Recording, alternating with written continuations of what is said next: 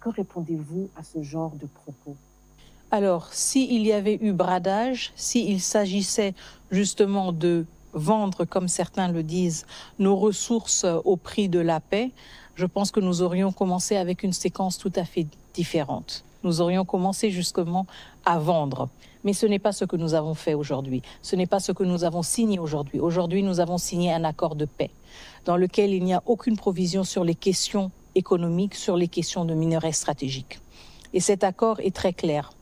Il prévoit justement la fondation pour un environnement propice dans lequel on peut aussi envisager un retour, si vous voulez, d'investisseurs, où on peut aussi envisager une économie plus dynamique.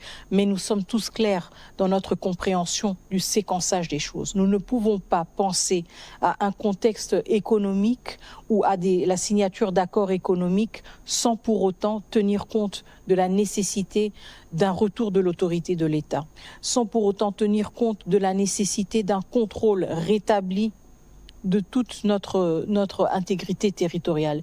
Et donc, à ceux qui pensent justement que cette paix a été obtenue justement à travers un bradage de nos ressources, je dis non, ce n'est pas le cas.